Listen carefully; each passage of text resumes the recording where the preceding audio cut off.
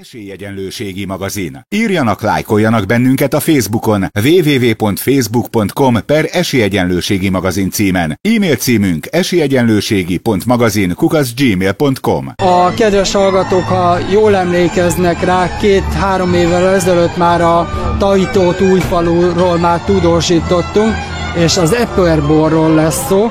Kicsit mutassuk be az eper történeteit. Mióta készül az eper Tahitót falun? Először is szeretném megköszönni ezt a lehetőséget, hogy akkor meséltek a Tahitót falui epermester eperborokról a kedves hallgatóknak. És hát ugye azt azért lehet, hogy hallották már a kedves hallgatók, hogy 150 éves eper termesztési hagyomány van a faluban.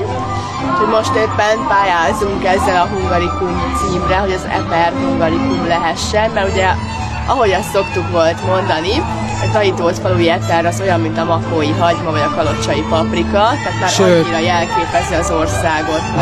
Sőt, hallottam olyat, hogy állítólag az egész falu ezt csinálja, vagy készíti. Igen, nagyon jól hallottad.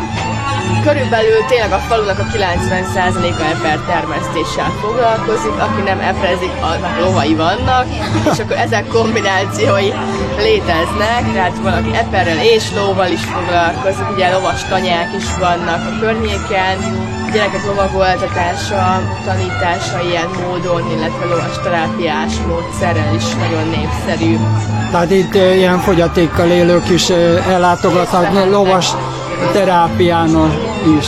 Igen. Viszont hányfajta eperbor van pontos itt? Beszéltünk így a házasításról, nem csak az életbe házasodunk, bor is lehet házasítani. Igen. Hány fajtát árultok? Igen, hát akkor induljunk ki abból, hogy az eperek úgy önmagában nem a gyümölcsök, ugye nagyon-nagyon sokféle fajtában léteznek, már nemesítésnek köszönhetően rengeteg kisebb eper, nagyobb eper, ez olyan, mint a gombócalatú csokia, hogy van kerek csoki, kocka csoki, hosszú csoki, mindegyik csoki. Nagyon jó, hát egyébféle eper is létezik, ugye? És mi most az eperborainkat úgy készítjük, hogy ezeknek a vegyesítésével tulajdonképpen, tehát az összes fajta a környéken, illetve a faluban található eperet feldolgozzuk, és egyben készítjük belőle a bort. Ti vagytok az egyetlen feldolgozó? A faluban így van, mi vagyunk, akik bort készítenek belőle. Természetesen nyilván valaki lekvárt készít belőle, az nagyon szuper dolog, azt a gyerekek is fogyaszthatják. Hát azért ez csak a felnőttek privilégiuma, és ugye nyilván valaki pálinkának használja például okáért, vagy szörpnek akár, hogy ilyen felhasználási módok is léteznek természetesen, de ugye mi csak a bor készítésével foglalkozunk ebből. Tehát, mint említettem, volt ugye az összes fajta eperet vegyesen felhasználjuk, és hát most már 5 féle eperbort készítünk összesen. Először, mikor indult a cégünk, 2,5 évvel indultunk, ez 4 évvel ezelőtt volt, a szárazzal és az édessel, ez volt a 2 klasszikus fajtánk. Az eper névre hallgat a szárazborunk, tehát 4 évvel ezelőtt az indulásunkkor csak a száraz és édes eperborokkal kezdtünk, ugye, amelyek 100% földi eperből készültek, semmilyen tartósító, semmilyen színezéket nem tartalmaznak, csak a finom friss eper kerül feldolgozásra, majd pedig így az évek során minden évre egy-egy újítást adtunk ki, és ezek házasítások voltak, ugye, amit az előbb a kedves riporter úr is már említett nekem, hogy ez a házasítás téma, ez nagyon izgalmas. No már pedig ez úgy születtek, hogy különböző gyümölcsborokat házasítottunk még össze eperborral. És pedig milyen? Így van. Mégpedig elsőként a cigány megyből készült bort házasítottunk össze az eperborunkkal, így egy félédes küvét kaptunk tulajdonképpen, mondjuk ezt a szót már csak óvatosan használhatjuk, mert ugye a franciák ezt levédték, ezért házasításnak nevezzük magyarul. Ő a kaland névre hallgat, jó kis izgalmas ízvilága van, ugye aki szereti a megyet, illetve szereti az epret, akkor neki nagy kedvence lesz. Ugye félszáraz, félédes házasításról beszélünk. Általában az urak kedvence szokott lenni, de nagyon sok olyan hölgy van, aki szintén rajong ezért a nem túl édes borunkért, úgyhogy ezt nagyon meleg szívvel ajánlom számukra is. Van a Flirt nevű borunk, ez pontosan úgy utána a kaland után következő kiadásunk volt. Tavaly ősszel sikerült ezt a bort előállítanunk, illetve elkészítenünk fekete ribizli bor és eperbor házasításából.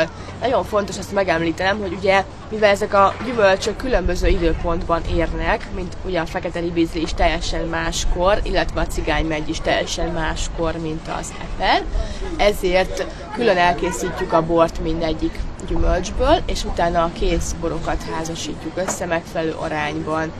Ez a fekete ribizli eper, ő 40% fekete ribizlit és 60% édes eperbort tartalmaz, és ő egy félédes házasításunk.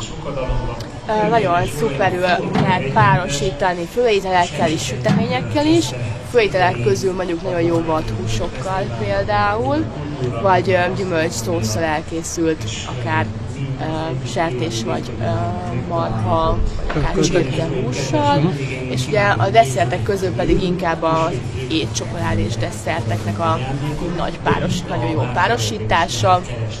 Most a legeslegújabb kis üdvöskénk a Románc névre hallgat, ő a nevét már közönségszavazat alapján kapta, Facebookos közönségszavazattal választottuk ki ezt a nevet számára, és ő 40% fekete szederbor és 60% édes eperbor házasításából született. Itt nagyon kis különleges, ugye ez a kis erdélyi gyümölcsös zamat ott érezhető benne, akinek ez szíve csücske, annak biztos, hogy ez a bor nagyon-nagyon fog tetszeni. Ez ugye szintén félédes kombináció, és ezért nagy kedvence uraknak, hölgyeknek egyaránt, ez karácsonyra nagyon jól fogyott, nagyon szerették. Szintén ugye akár hasonló fogyasztások, vagy hasonló ételek mellé ajánlom fogyasztásra, mint a flörtöt. Az eperborba is létezik, hogy évjáratok? Mert most éppen itt 2013-at látunk, ugye a tavaly az jó évjárat volt a hagyományos borokba, de viszont az eperből a 2013-as évjárat az jó évjárat volt? Azt kell, hogy mondjam, hogy sajnos nem volt annyira kegyes hozzánk az ég 2013-ban, mivel bizonyára emlékeznek a kedves hallgatók is a március 15-i havazásra a tavalyi évből, ugye jégeső és társai is előfordultak, és sajnos kevés napsütésre ajándékozott meg minket az ég, illetve ugye az árvízre is bizonyára emlékeznek, sajnos ez nem volt annyira jó pont, és hát az epernek sem tett jót a sok eső, ennek folyodmányoképpen. Így ugye kevesebb napsütéses órát kapott, kevésbé tudott annyira édes lenni, mint amennyire előző évben, a 2012-es évben tudott. Úgyhogy a 12-es év nekünk sokkal 2012 volt a legjobb év? Eddig azt kell, hogy mondjam, hogy a 12-es év volt a legeslegjobb évjáraton. Ekkor már prémium minőségű bort is tudtunk készíteni, mert tényleg annyira különleges és szamatos volt az eper, hogy megfelelően sok napsütést kapott, és ennek következtében nagyon-nagyon jó minőségű bort tudtunk előállítani ezáltal. Hol találkozhatnak a kedves hallgatók ezekkel a borokkal?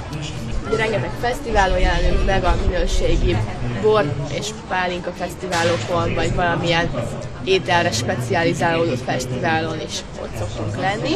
Itt mindig kaphatóak a boraink, akár kimérve decire fogyasztható, vagy üveges, palackos verzióban, hazavihető verzióban is megkapható. Üzletekben, elég sok üzletben vagyunk már kaphatóak szerencsére, viszonylag inkább a kisebb delikáteszeket célozzák meg a kedves vevők, hogyha ilyet szeretnének keresni, mivel mi inkább a minőségre törekszünk, mint a mennyiségre, tehát mondjuk egy hipermarketben ne keressék még a borainkat. Borszaküzletekben mindenképpen érdemes utánunk kérdezni és keresni, illetve hát a honlapunkat epermester.hu oldal, igazán egyszerű megtalálni a keresőben, és ott pedig a kereskedők fülecskét érdemes megnézni a boltok tekintetében. A webshop részt is ugye meg lehet felül találni egy kis kockában, ahol a kosárra kattintva meg tudják vásárolni, viszont ott számolni kell a szállítási költséggel, hogyha ezt választja a kedves vásár. Kánai Piroskának pedig köszönöm szépen a riportot. Én is köszönöm a kedves